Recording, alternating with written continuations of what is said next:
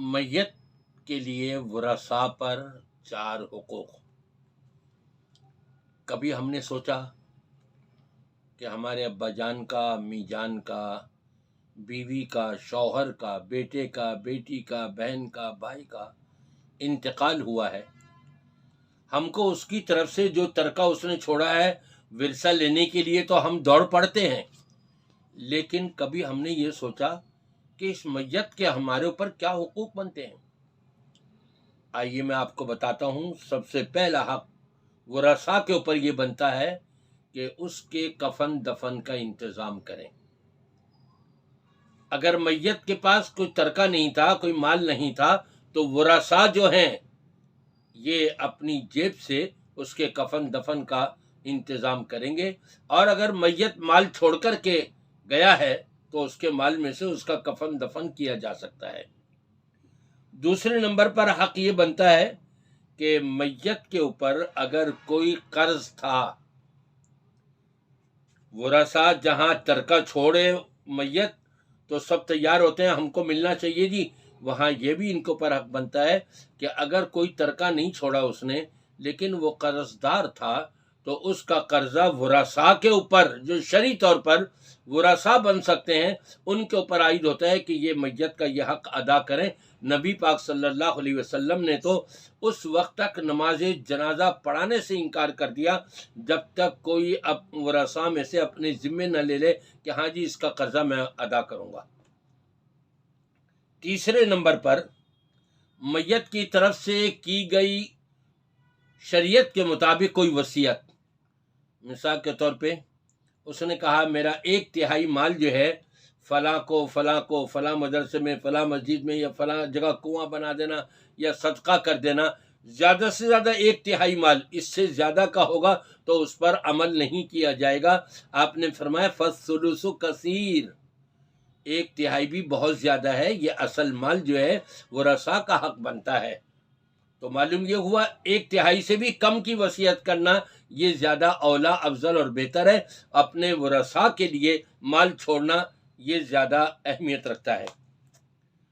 یہ 3 کام جب ہو جائیں، اب چوتھے نمبر پر وراثت کا عمل شروع ہوتا ہے۔ جو اس نے ترکہ چھوڑا ہے اب اس کی تقسیم، اور اس کی تقسیم بھی جلد از جلد کر دینی چاہیے۔ اگر تقسیم کے اندر تاخیر کی جائے گی بڑے بڑے نقصانات ہیں، اور تقسیم کے اندر، وراثت کی تقسیم کے اندر جلدی کی جائے گی بڑے بڑے فوائد ہیں اس میں۔ جب گھر میں میت ہو گئی سب کے دل نرم ہوئے ہوئے ہوتے ہیں، یہاں تک کہ لڑا بھڑا ہوا بھائی جو ہے وہ بھی جنازے میں آ جاتا ہے اور اس کا بھی دل نرم ہو جاتا ہے، سب کے دل آپس میں نرم ہوئے ہوئے ہوتے ہیں۔ ایسے موقع کو پر جتنے جلد جب وہ ورثہ تقسیم ہوگا دل نرم ہوں گے تو کوئی کسی کا حق مارنے کی کوشش نہیں کرے گا، اور جب ٹائم گزرتا چلا جائے گا لوگوں کی آرائیں اور لوگوں کے مشورے ان کو ملتے رہیں گے، تم ایسا کرو، تم ایسا کرو، تم ایسا کرو، اور بھائیوں کو بھی سوچنے کا موقع ملے گا کہ میں باپ کے مال پر کیسے قابض ہو سکتا ہوں، کیسے اس کو چھڑا سکتا ہوں سب سے۔ یہ شیطان ورغلائے گا اور لڑائی بھڑائی، قتل و غارت گری، فتنہ فساد اور ناراضگیاں بڑھتی چلی جائیں گی۔ لہذا جب میت کا انتقال ہو جائے اس کا جتنا بھی ترکہ ہو پہلی فرصت کے اندر اس کو تقسیم کر دینا چاہیے۔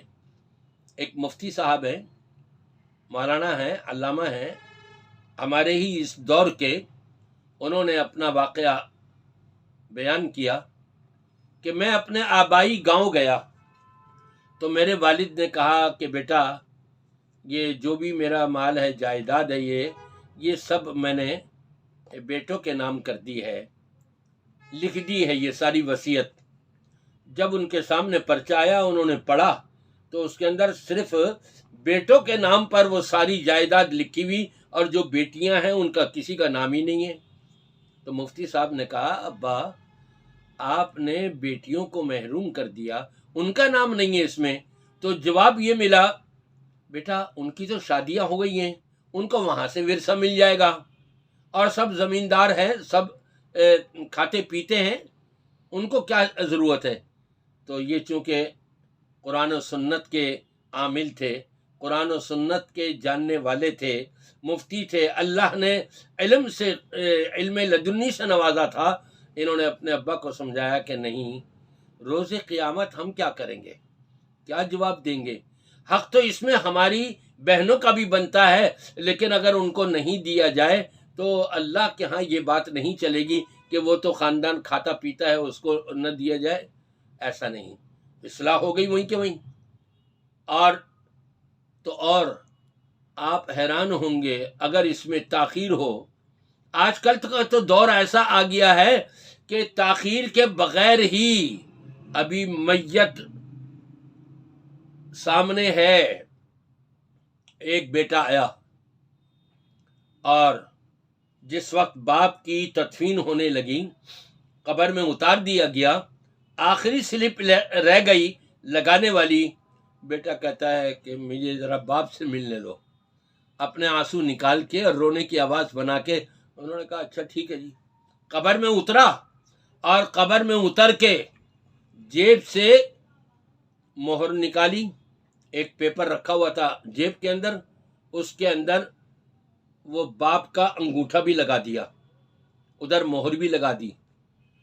یہ کام اس نے کیا اور وہیں اس کی روح پرواز ہو گئی۔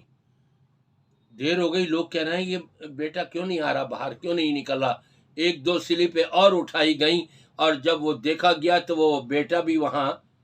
اس کو بھی موت آ چکی ہے، اور بیٹے کے ہاتھ میں وہ کاغذ ہے، وہ جو اس نے اپنے باپ کا انگوٹھا پکڑ کے اور سیاہی لگا کر کے اس پر لگایا تھا پرچے کے اوپر، اور جائیداد پر سارا قابض ہونے کے لیے اس میں عبارت لکھ لی تھی یا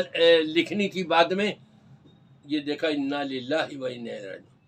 آج کل کا تو قرب قیامت کا دور ایسا آ گیا ہے کہ یہاں تک نوبت آ رہی ہے، تو پھر ہم ورثے کے اندر تقسیم میں تاخیر کیوں کریں؟ اس لیے سب کو چاہیے کہ جلد سے جلد ورثے کی تقسیم کر دیا کریں۔